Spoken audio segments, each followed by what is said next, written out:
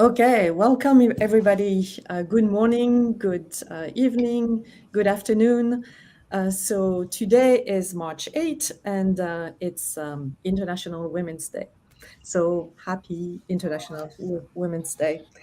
We are going to, usually we have like a very technical topics that we are discussing, but today we are going to talk about a subject that we really all care about, which is how women are actually doing in the tech industry. And so for that, I invited a number of women who are like top of their field, and they accepted my invitation, which is great. And thank you so much for being here. But first, so my name is Yolande Poirier, and I'm a community manager at Neo4j.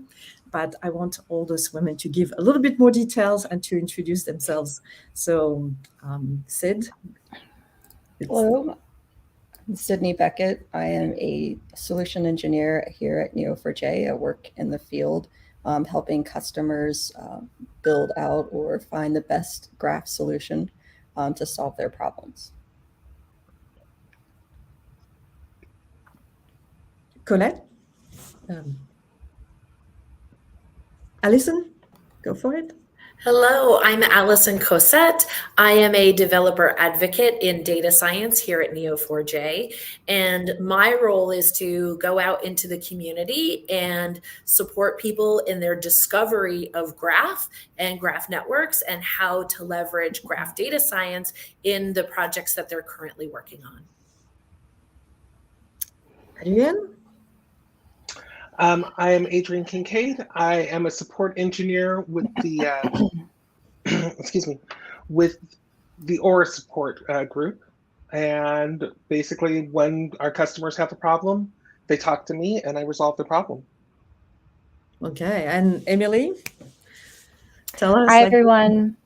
Yeah. I'm Emily Raun-Petersen, and I'm a senior technical recruiter at Neo4j. And I've been with Neo for about 3 years. And I mainly hire product and engineering talent to the company.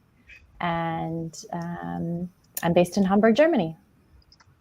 Cool. Thank you so much for joining us today. So we had great conversations to prepare for this panel, and I really wanted to just give you the three of you like the stage, especially Alison, Sid, and Adrian, to tell actually your experience, like what are some of the situations you run into and how you dealt with those situations, and what is your takeaway also about like situation that other people may actually encounter, and what kind of advice or you could give. So let's start with you, Sid. Sure. I have a number of stories actually, and they're all around really the assumptions, just the assumption that because you're a female, you're not very technical. So I've had encounters where if I'm joining a meeting with a bunch of people who aren't familiar with who I am, the assumption is that I'm there to host the meeting or be the admin or maybe the person who's just helping to take notes. So sometimes I get little Slack messages or meeting messages where they're asking me for their administrative needs or requests.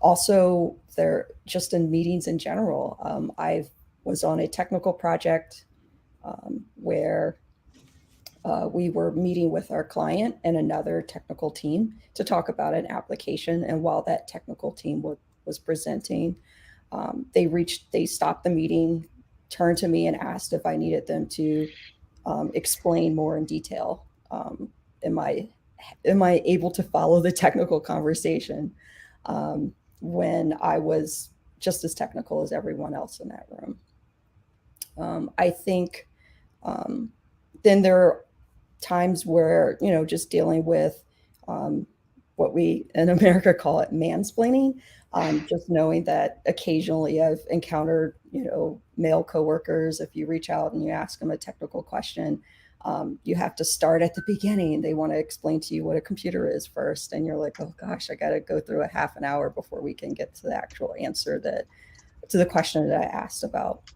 But honestly, I feel that patience has worked for me in all of these situations, just knowing that, well, for the meeting situation, it was unique in that I had worked on, in that project, I had worked on walking through that person's code and found a lot of issues. So at the end of the meeting, our customer asked me to explain to the very person who stopped the meeting to ask if I needed help, what he needed to fix in his code. So that kind of was a really fun story for me. But really what typically works is patience, just knowing that over time, people see the work that you provide, people see what you bring to the table. They start to see that you can be a technical person. You do have some answers. You can provide support when needed, and you start to be part of the team, because you really don't want to just jump right in and start, fighting everyone, because ultimately you want to show that you're part of the team. You're not there to battle. You're there to work as a team and accomplish the goal that the whole team is working on. So for me, it's the patience, and then knowing that other female technologists that come behind me will hopefully not have to prove themselves as much just to be heard. And that they can enter meetings and instantly be accepted as one of the technical folks in the meeting, and not have to prove or have someone introduce them as the technical person in a meeting for anyone to realize who they are.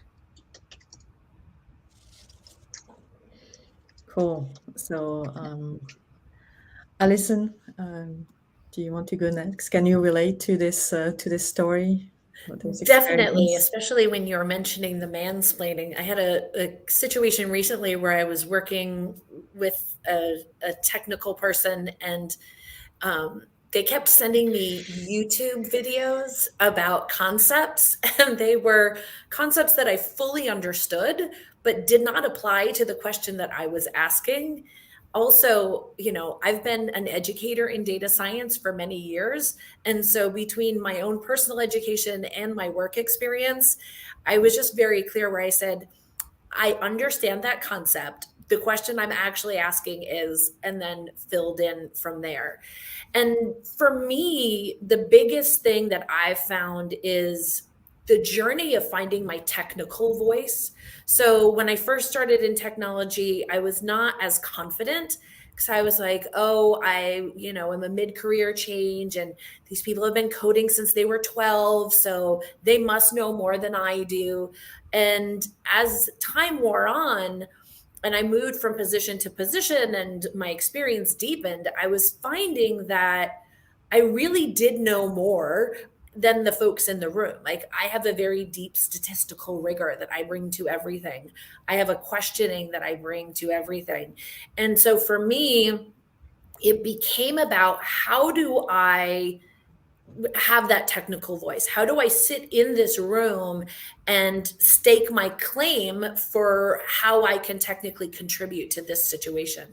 And so the thing that for me is, the best thing you can do is be confident. And when you think that something is not correct in the way someone is speaking, just ask the question, and as was mentioned, it doesn't have to be about being combative. It's just about being another equal contributor in the room.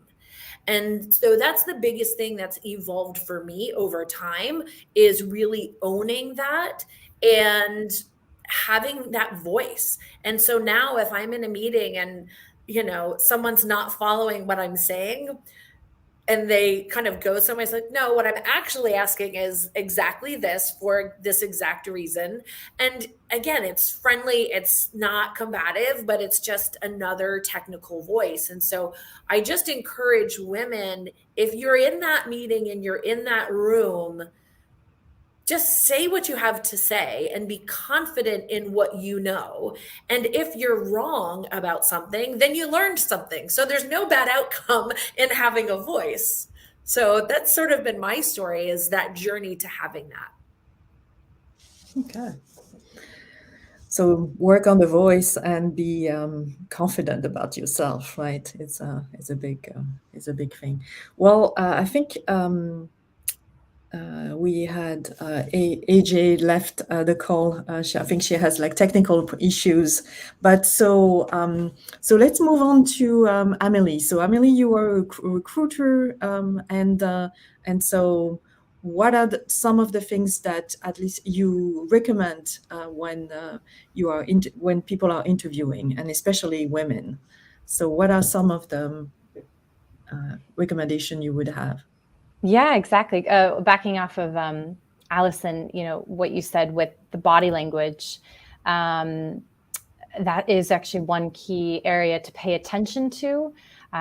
Your body language during interviews. So, sit up straight and make eye contact, have open, confident gestures.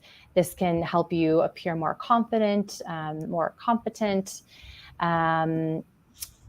Some other tips are really, really practice a pitch.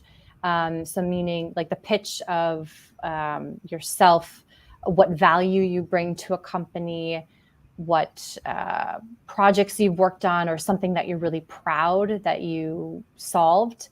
But just really working and practicing that's really key. Unless you are a talented public speaker, then of course you have no worry. But explain your strengths and achievements. What I don't see enough is people who don't research the company.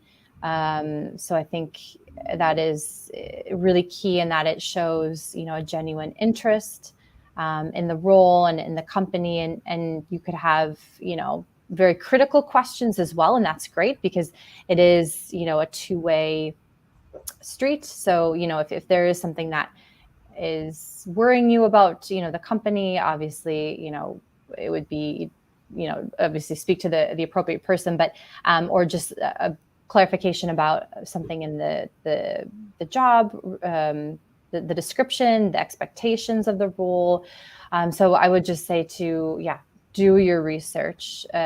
Candidates, don't do that enough. And let me stop you for a second. Like, so when you say research, so because it's easy to just look it up and say, well, okay, so Neo4j is about graph database. But so like, what kind of, what is the expectation? Do you look for like a more insightful, like product knowledge, market knowledge? What would make you comfortable, or what kind of questions would make? Yeah, great question. So it would depend on the role. For example, product. Check out the product. I guess with Neo4j in particular, check out Workspace or check out Aura and download Aura. Play in the sandbox. So kind of dig in a little bit, at least to have a little bit more than just maybe reading a press release or just kind of having that very high level. Obviously for some rules, like, say an accountant rule or maybe something in finance, maybe, read what you can find about like whatever publicly has been shared about our Neo4j's finances or our company's finances. Anything on, people or recruiting, for example, you could see, is the company, how do they present themselves, in terms of like employer branding. Okay. So what questions, I guess, you could ask, well, in terms of product, why does the product, have that functionality, or just, have you thought about this? So those are some ideas. Yeah, so some technical, and for technical people would be like the downloading and working on the sandbox, for example, would be, a good idea. For engineers as well too. We're just exploring. Obviously, we have a great amount of YouTube videos as well. So watching a couple of YouTube videos.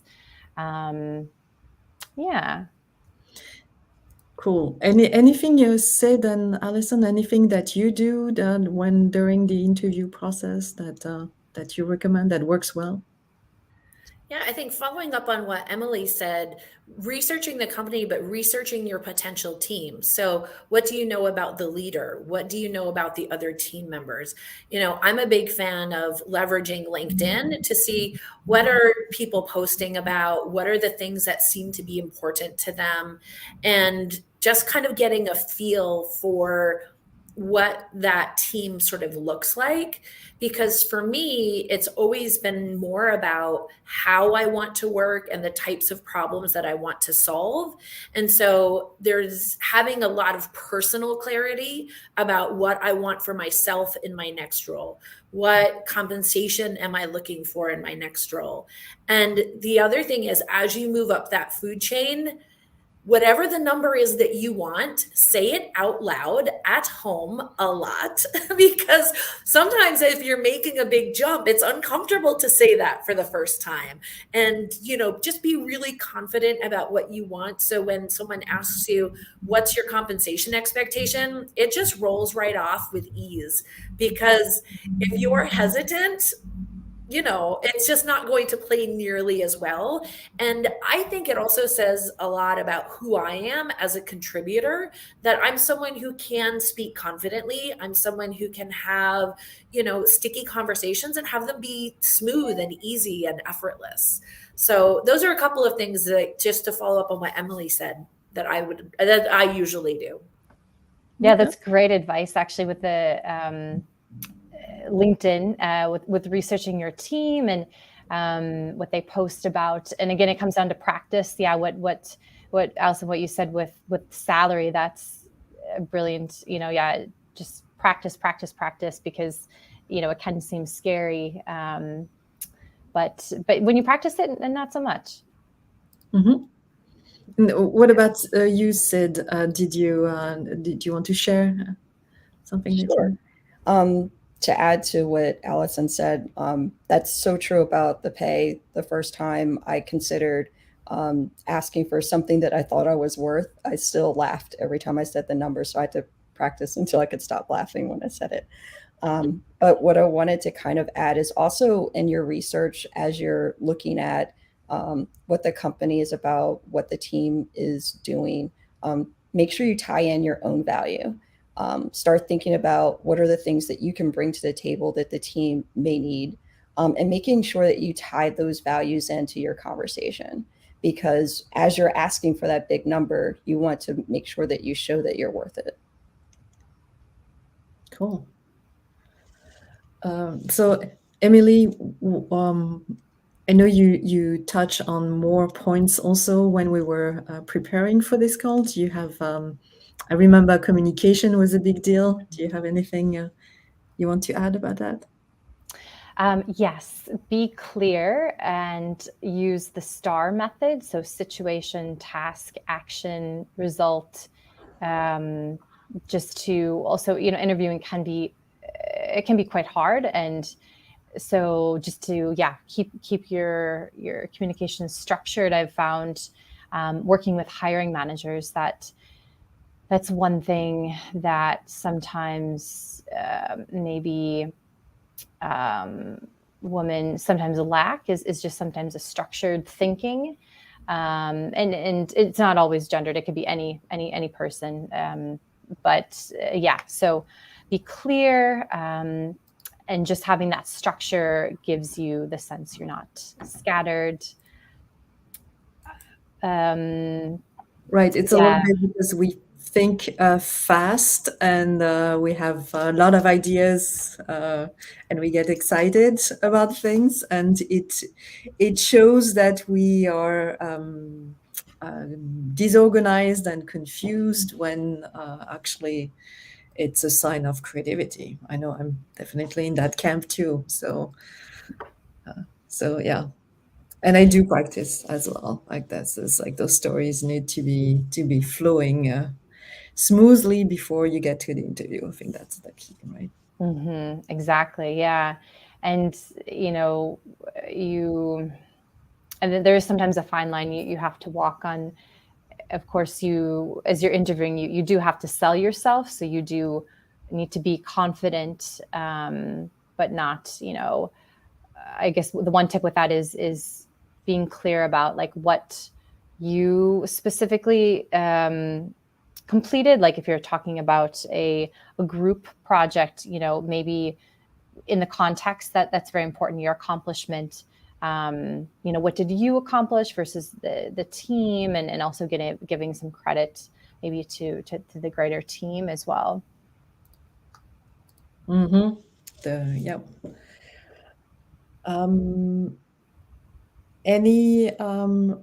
We discussed also when we were preparing about, so how much do you, or how do you present the fact that maybe you need flexible time? I mean, do you just disclose too much, not enough? Like, how do you check basically the culture, the company culture, and what to expect? Do you have recommendations for that? Yeah, this one is, I think, a little bit more individual. I think it is really clear or it's really good to clear up, expectations on the role. So if it is, salaried versus hourly, for example, if you are paid hourly, then obviously there's different expectations, or if you have to pick up a child at a certain time. But even salaried too, I think obviously if you have children, they're usually big part of your life, or if you're helping to care for someone else's children and you have to pick them up occasionally, or I think I guess it's to each one person's comfort level, but it would be important to bring up. But it's tricky because you don't want to put yourself out of contention. If you do have to pick up a child, 4 times a week or so, but then obviously present a solution to that as well.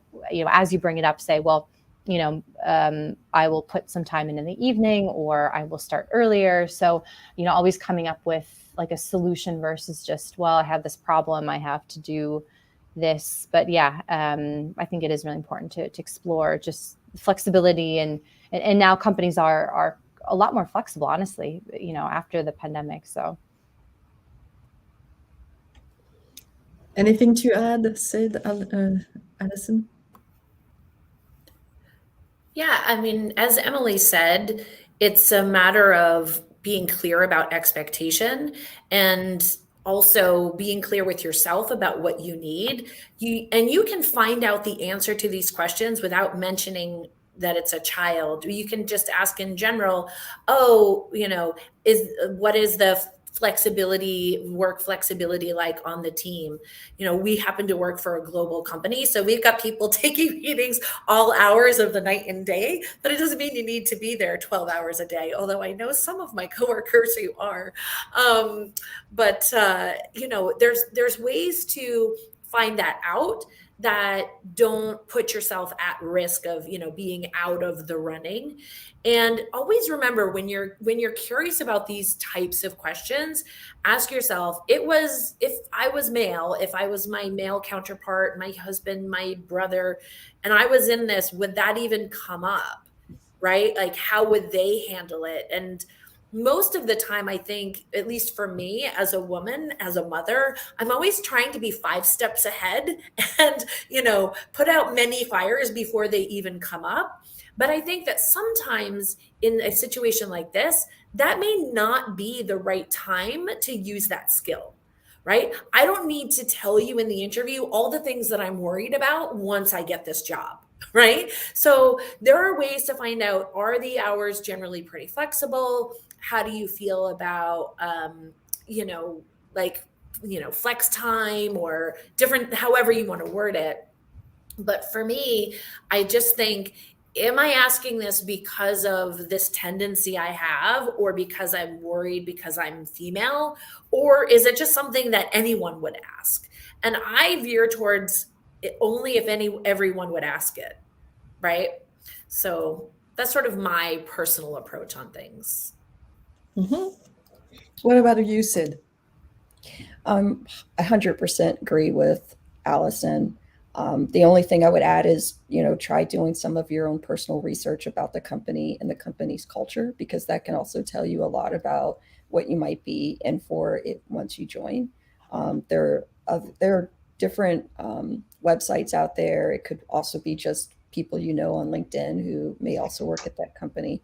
But definitely learning more about the company's culture can potentially even answer that question before you even have to ask it. Right. So we have Adrienne back. She had a little a technical emergency to take care of, and so she had to drop. But so welcome back, Adrienne. Thank you. Would you would you like to tell us like some of the stories that you shared with us that were fascinating, and some of the challenges that you had, and what happened? Yep. So I used to work at Sybase and ran a testing lab there. So we evaluated the engineering desktop machines and lab servers every quarter. And so I was in a meeting with a couple of HP reps and some people from my team, and I asked a question. It was a very pertinent question, and the HP reps just ignored my question. And so one of the men in the room, realizing we needed an answer to this question, asked the same question. And they act like he's Moses come down the mountain with the tablets. And my boss is in the room and she's watching this happening. And I let it go. I didn't say anything to them at the time. She takes me out to lunch. She's like, I never want to see that again. The next time somebody ignores your question, they should pay a consequence. So it's a few months later, she's out on medical leave. I'm running this meeting. Same thing happens again. And they ask us, so, how many servers and workstations do you want to evaluate this quarter? And I'm like, we won't be evaluating anything this quarter. Oh, why not? Is it a budgetary thing? And I'm like, no. I asked a question, you ignored it. A man asked the same question, you acted like he was wise. And I'm not putting up with that. And we don't have to buy anything from you this quarter, so we're not buying anything from you this quarter. And that was a good moment. that was a really, really good moment, because they were just crestfallen. They're like, all right, well, now you guys get to go back to HP and explain Sybase isn't buying things because we won't listen to women. Mm-hmm. So, and that brings also like the question of like the role of managers, right? Because and what to do and getting that permission. So, how did you feel about the whole process? Well, it was great having that permit for Rhonda to like kick me in the butt and give me that permission structure to like, hey, speak up for yourself. You need to be able to do this because this will happen. And if you don't speak up for yourself when this happens, you're going to get left behind. Mm-hmm. Yep. Yeah. Any other situation where you found yourself like maybe like that the managers were not too responsive? Because it's tough also for managers to take a stand or to take action, right? So in this case, it was kind of easy because this person could support you, right?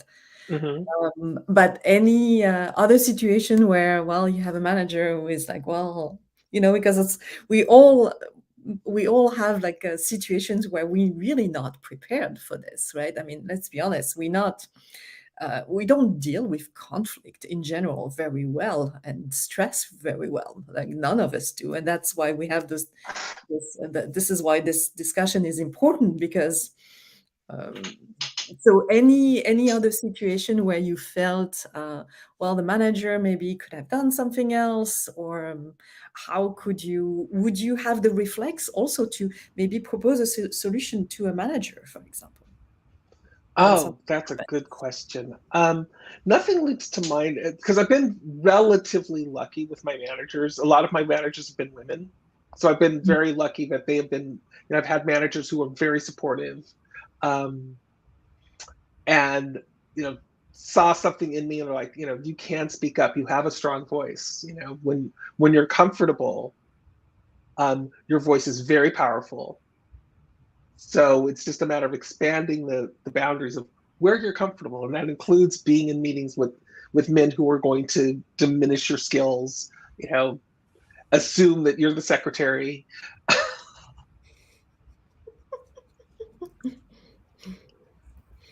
Excuse me.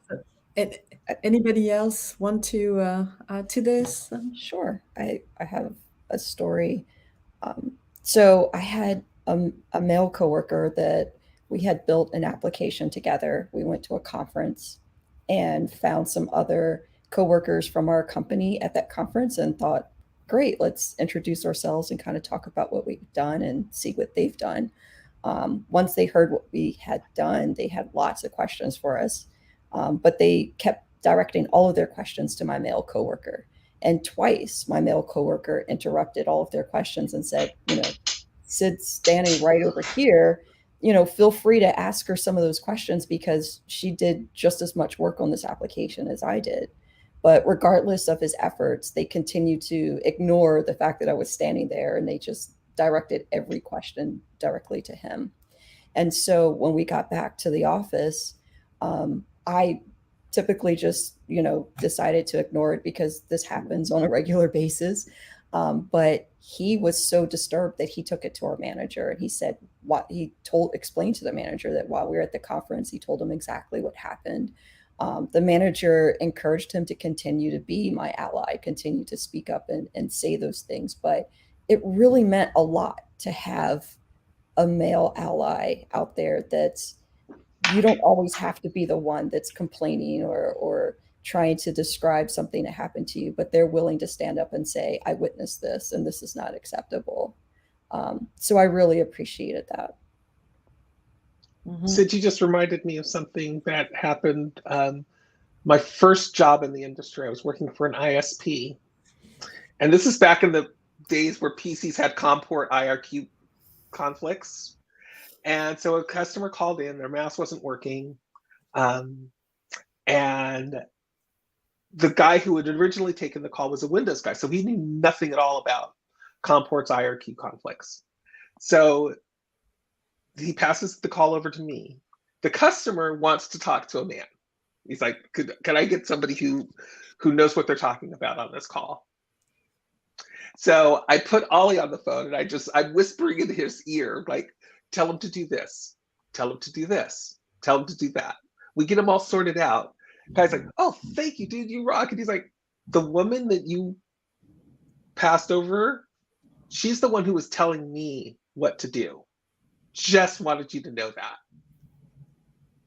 And that was a great bit of allyship on Ollie's part, was to, because he could have taken the credit, but he wanted the customer to know, like, look, I was the translator. I mean, I think the allyship piece is what's really the most important. At one of my previous companies, I was in a meeting and I made a suggestion about how we could go ahead and improve a process. And the response was pretty flat. And then later in the meeting, one of my male coworkers said the exact same thing. And everyone just like, oh, that's such a great idea. And nobody really said anything at the time. It was towards the end of the meeting. But then when it came up again, I had already gotten a Slack message from, my superior saying, hey, just so that you know, I heard you say it first, and I'm going to make sure that you get the credit for bringing this thought up. And so when we brought it up again, Jose, who's lovely, Albornoz in London, was like, okay, so as Alison recommended, and it was this thing, and it was really small, but it made such a huge difference, because I've been in other situations where, I had a male coworker. I'd been working on the same algorithm for almost 3 years, and my boss was female. And at one point it was like, well, maybe we should really refresh this and take a new approach. And she had my peer work on it, who when I went to do the slide, she's like, okay, now put together the slide so that we can explain the changes in the algorithm to the client. And I was like, okay, well, it used to do this and now it does that. And I went through and she was like, but that's not better. I was like, that's what it is, because, even when you have female leadership, sometimes that happens, right? So, and that was one of those moments where I wish that I had spoken up earlier, because I just was, she said, oh, we should have this person refresh it. And I was like, another set of eyes never hurts. Like, okay. And I wish that I had been more questioning when I saw the direction that this person was going, to be like, well, and I didn't. And that's where that drive for the voice comes from for me, because I didn't do anybody any service by not speaking up.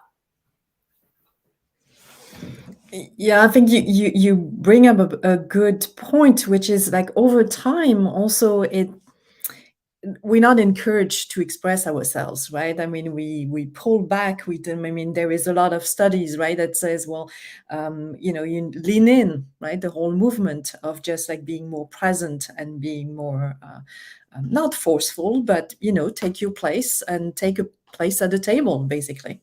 And I think those situations, the more we have those situations in our lives and we don't deal with them. So this is like the little bit of the balance that we need to be mindful of, for sure. But so, and any of you, like as managers, because some of you have been also managers, right? So I don't know, what's the perspective there? What can we do? Well, and we haven't prepared, I just have to say to the audience, we haven't actually discussed this. So I'm just putting them on the spot, which is right. So one thing I did is there was an opportunity for a technical, I wouldn't say a role, but an opportunity to do something technical, to be able to learn a new skill. And knowing what I had gone through, I was definitely interested in any females that applied for this particular opportunity.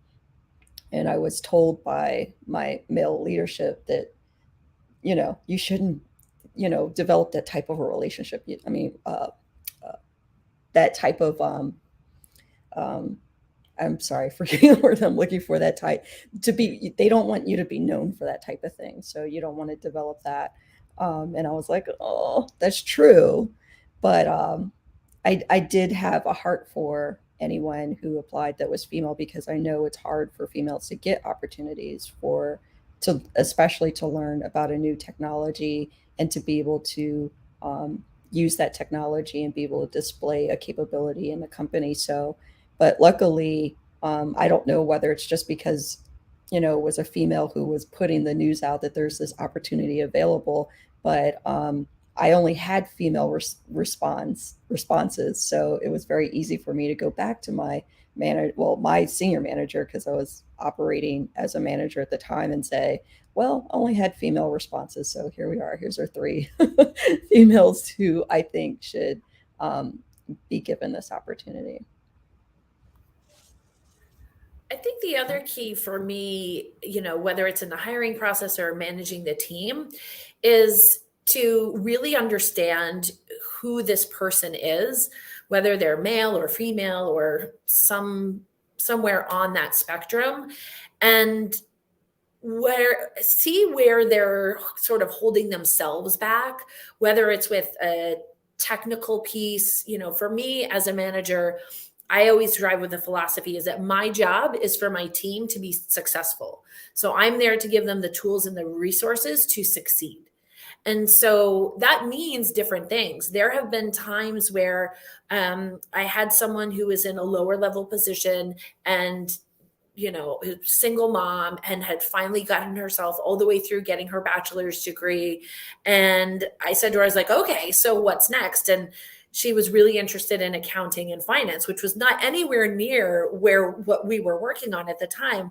And I said, okay. So I called our CFO and I said, can I send this person over just for an informational interview to see sort of what that department is all about? He's like, yeah, I'll connect her with the director of finance. So she goes over, meets with the director of finance, finds out a little bit about it. Well, the next thing you know, a role comes open and they call her and say, we'd like to do an internal transfer. Would you like this role? And, that's what it's about for me, is whether your employees are male or female, creating opportunities for growth, creating opportunities to see where we're all going. Because in one sense, we're all temps, right? None of us are going to be here forever, some longer than others. But how can we, as leaders, help everyone and help individuals on our team thrive and recognize ways that they can use their strengths to sort of mitigate a weakness, right? So for me, I have a firm belief that our strengths, our weaknesses are only ever our strengths at the wrong time. So being able to see all the ways that something can go wrong or that your toddler can get hurt, is a wonderful skill as a mother. Not something I want to bring to an interview. The ability for someone to sit back and listen and take everything in is great, but not when it gets in the way of their technical voice. And so to really know your people and help them grow and mature as technicians in business and just as part of the organization and who they are in general. That's sort of my approach to things, is just to know my people and really be clear about how I can help them move forward. Mm-hmm. So much more the empowerment journey. Yeah. Yes, 100%. Yeah. Anybody want to add something, Emily? Is there? Doesn't want to touch that as a HR person. I haven't managed anyone, so no. But yeah, great stories from all of you so far. Okay. Cool. So I know you, the three of you had also like an amazing start in the tech industry. So I would love for you guys to share those stories, because they are quite unusual. So let's start with Adrienne. So how did you get into this wonderful field of technology? Okay. So before I was a technologist, I was a freelance journalist, mostly covering HIV/AIDS research.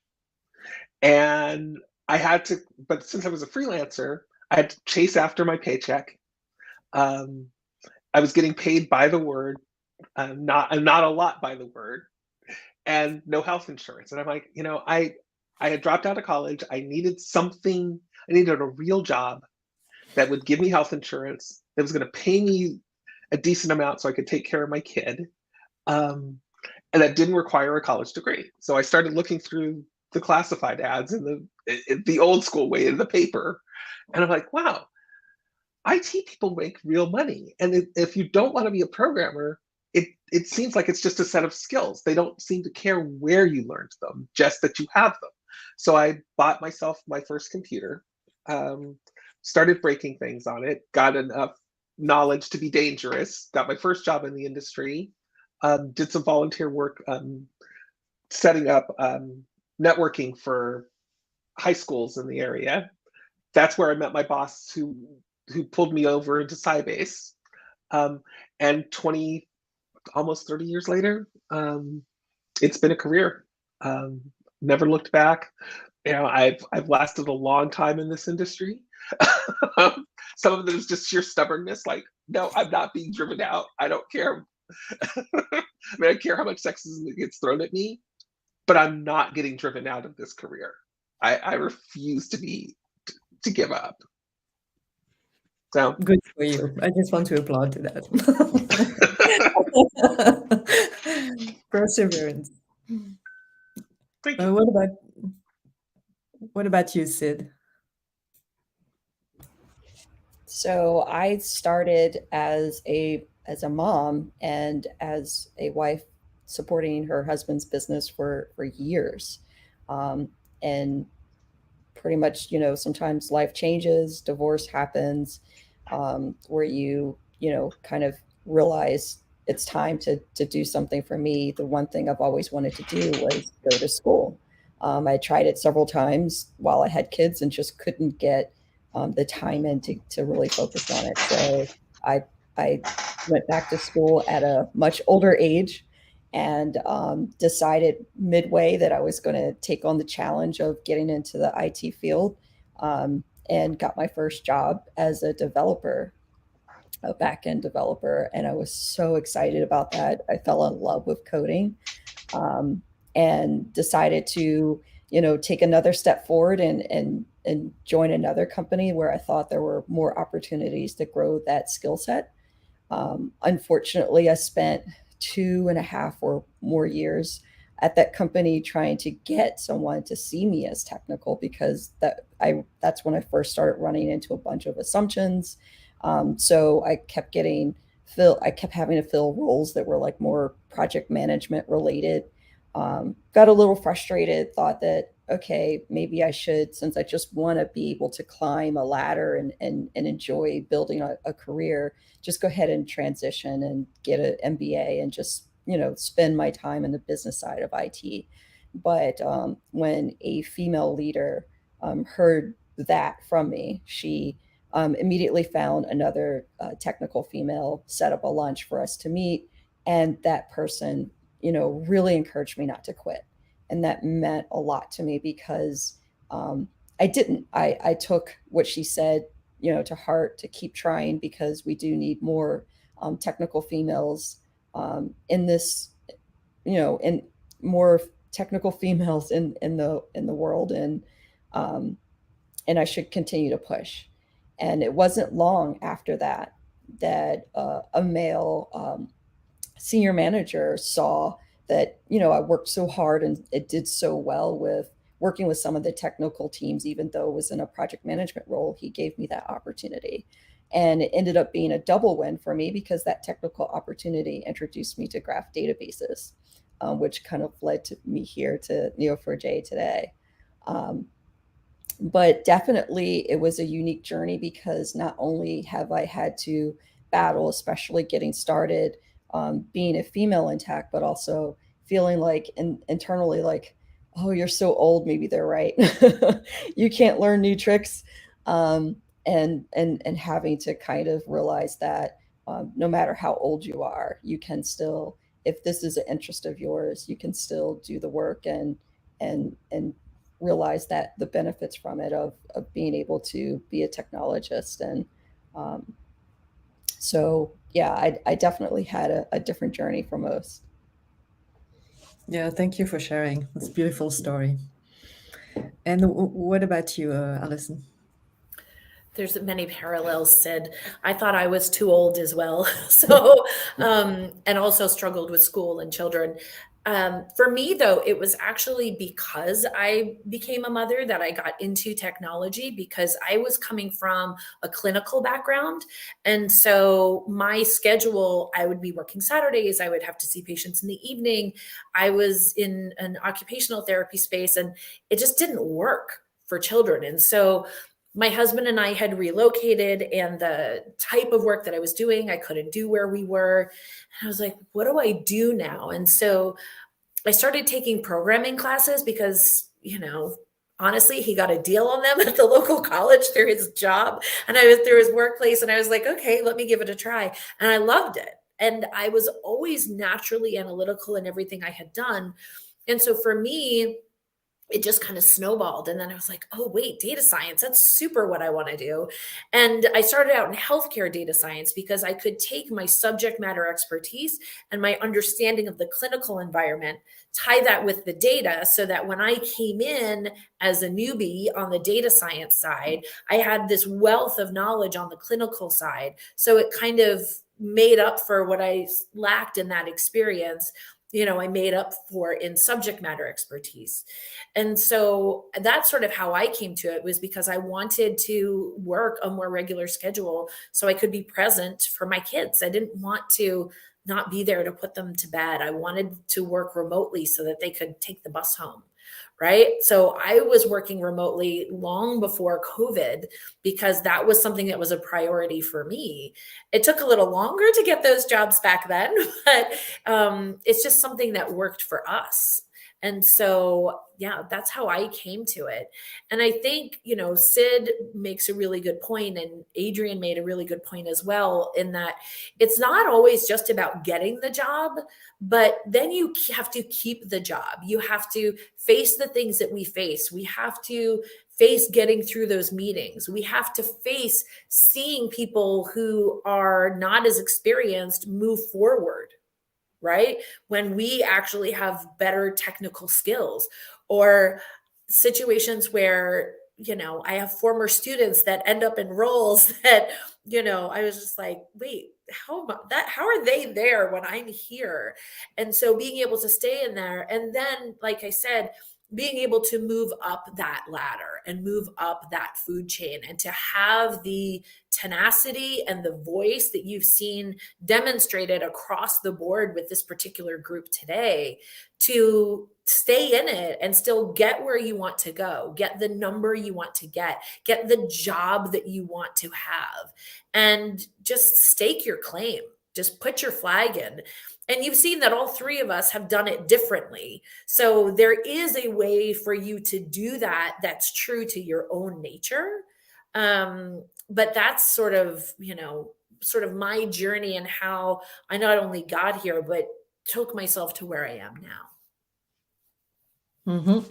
Yeah, thank you for sharing. This is so, and again, we didn't prepare, so I'm going to throw you another. So what, in which respect? So what's the most important?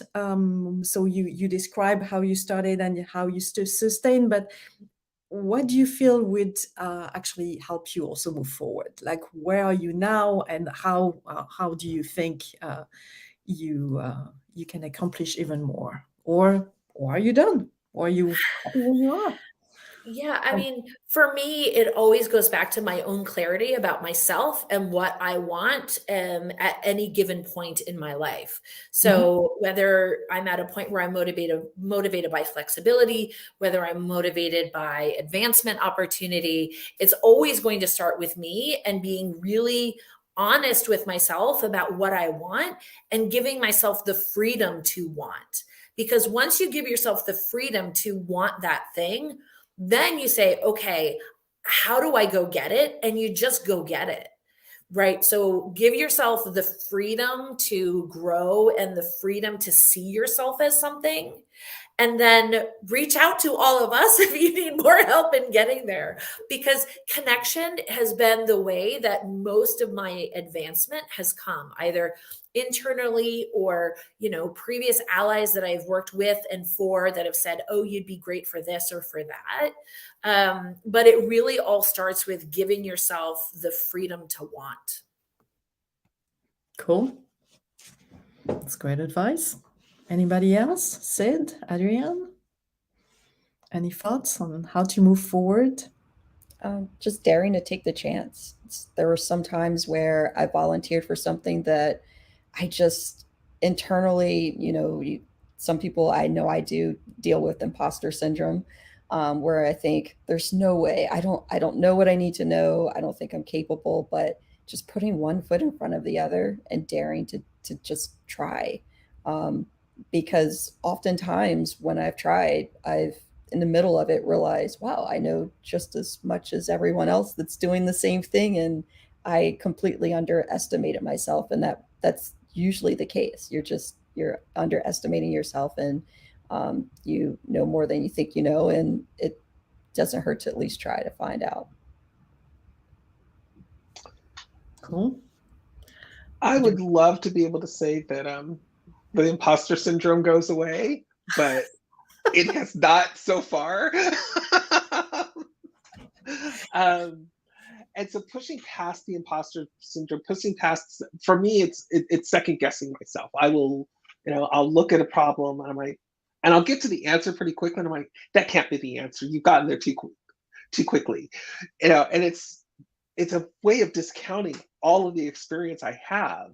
Because it's like, well, after 30 years, there are things that I'm going to get to quickly because I've been troubleshooting for so long that it's become second nature. And so that would be my advice, is like, if you've got imposter syndrome, like a lot of us do, you just have to push past it and don't second guess yourself. Have faith in the knowledge that you have in your bones. Mm-hmm. Right. And so sometimes it's just also not knowing, like you all said, right? Not knowing what is expected, right? So reach out to people. I think that's the big one. Any final thoughts? I think we covered a lot, but anything that you would recommend? Really anything? I just want to give you. Yeah, I one quick thing is we got a question in asking how to go about learning the business skills related to graph databases and graph data science. And not to toot our own horn, but we actually do that really well at Neo4j. We provide massive amounts of content. We've got Graph Academy where you can take courses. You can actually get a certification that's all free. So definitely leverage the resources within the Neo4j universe, because I know we've got a live workshop series coming up next month. You might notice I do a lot of LinkedIn lives these days about graph data science. Follow me on LinkedIn, connect with me if you have any questions. I give my peers my Calendly, which is, this is where I am. If you need to find me, find me. So anything that you want to know, just know that whether it's today or in 6 months, you can always drop me a direct message with a question and I will absolutely get back to you, and as soon as I can, because I just want, I'm like the empowerment queen. I'm like born to be a cheerleader, as Yolande says. But don't be shy. And so, Eshwar, to answer your question, come to Neo4j. We've got massive amounts of content to help you on that journey.